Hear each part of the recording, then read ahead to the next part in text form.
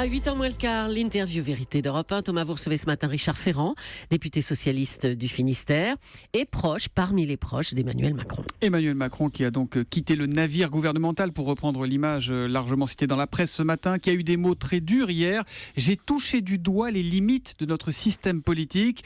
Emmanuel Macron qui n'a toujours pas dit clairement en revanche ce qu'il voulait. Bonjour Richard Ferrand. Bonjour. Première question et merci d'y répondre simplement et sincèrement. Veut-il être président de la République ? Je pense que s'il juge le moment venu que ce serait utile au pays, sans doute qu'il sera conduit à se présenter, mais encore faut-il que cela soit utile le moment venu. Et s'il le juge, il se présentera en 2017 à la présidence, selon vous ? S'il le juge utile, s'il crée une dynamique, s'il crée un rassemblement, si les conditions sont réunies. On n'est pas candidat à la présidence de la République pour se faire plaisir ou comme pour d'autres, pour cranter l'avenir. Emmanuel Macron, lui, souhaite être utile au pays. Il a jugé qu'il serait plus utile au pays en sortant du gouvernement qu'en y restant, ce qui est tout de même une prise de risque, car on regarde que l'aspect fait divers. Mais en même il temps, aurait pu rester. Quitter un bateau qui coule, est-ce que c'est vraiment une prise de risque ? Écoutez, c'est pas très aimable pour le bateau en question, mais lui, en tout cas, son choix a été de dire je serais plus utile en étant en dehors du gouvernement pour faire avancer des idées, pour construire des projets, pour construire des dynamiques, des rassemblements. Et donc, il a pris cette décision courageuse. Ça veut dire que s'il arrive à faire naître un espoir, s'il sent qu'il a une partie de l'opinion derrière lui, il ne refusera pas l'obstacle. Il ne fera pas comme Jacques Delors en 95. Ça, c'est certain. Ça, c'est certain. Le 8 avril, vous étiez interviewé dans Ouest France. Question, quel rôle aura Emmanuel Macron durant la présidentielle en 2017 ? Réponse, la vôtre, donc. Si François Hollande est candidat à la présidentielle, je le soutiendrai. Emmanuel Macron également. Est-ce que cette réponse est toujours valable ce matin ? Écoutez, la question peut-être qui se posera un jour, c'est est-ce que François Hollande soutiendra Emmanuel Macron ?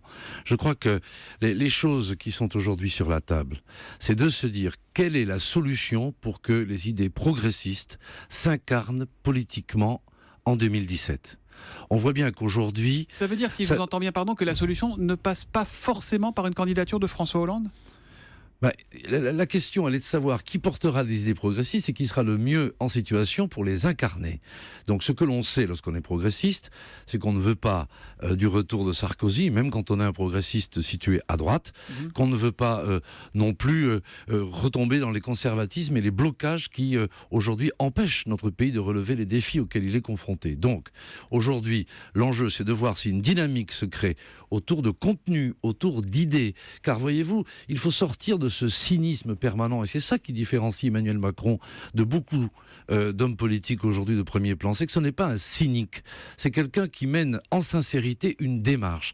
Et si à un moment donné, il acquiert la conviction que la dynamique est là, que le rassemblement se fait, que les idées sont partagées, à ce moment-là, oui. Mais justement, il ne commence pas par le casting, parce que qu'est-ce que c'est le système des primaires ? On fait un casting, on fait des idées, ensuite on commence à draguer, si je puis dire, son cœur de cible, ensuite on élargit, et quand on arrive au pouvoir, on demande à la Cour des comptes quel est l'état du pays pour constater qu'on ne va pas réaliser ce qu'on a promis. Ce système-là, c'est ça qui fabrique le Front National, c'est ça qui discrédite la parole politique. Vous avez prononcé le mot primaire, ça veut dire que s'il se présentait, il ne passera pas par les primaires ? Lui commence par les contenus, et ensuite la question d'incarnation se posera. Il a déjà répondu à cette question il y a 2 mois dans La Voix du Nord.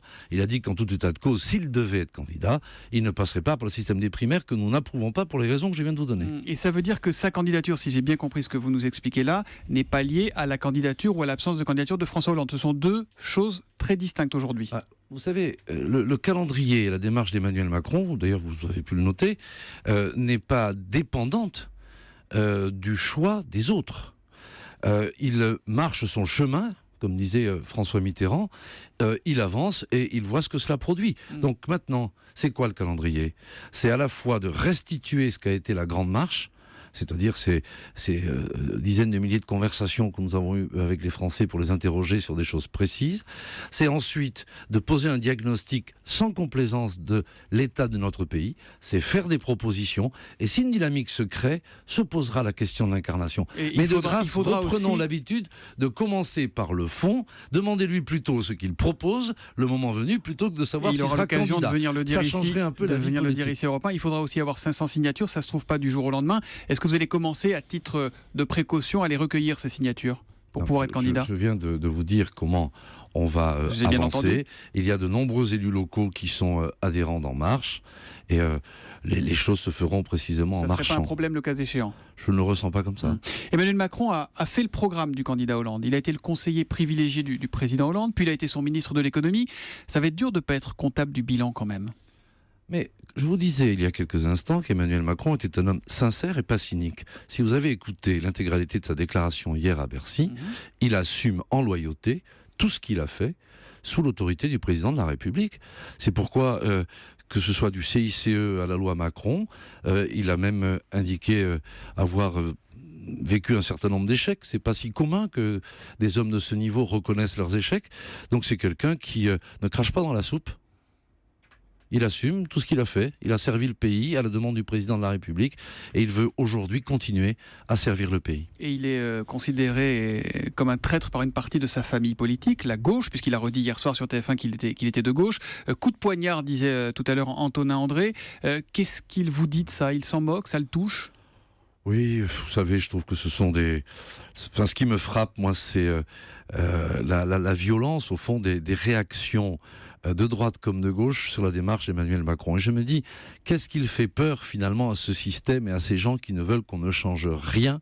Et quelque part, ça me rassure, parce que ça veut dire qu'il incarne assez bien l'espérance dont nous avons besoin. Parce que ça les énerve à ce point. Richard Ferrand, d'être venu ce matin en direct sur Europe 1. Il est souvent plus facile de dire ce que l'on n'est pas. Il est beaucoup plus difficile de dire ce que l'on est. Ça, c'est ce qu'a déclaré Stéphane Le Foll, le porte-parole du gouvernement, qui aura l'occasion de développer ses propos tout à l'heure, puisqu'il sera à 8h15 l'invité de Jean-Pierre Elkabbach pour l'interview politique d'Europe 1. Merci, bonne journée à vous. Merci, bonne journée.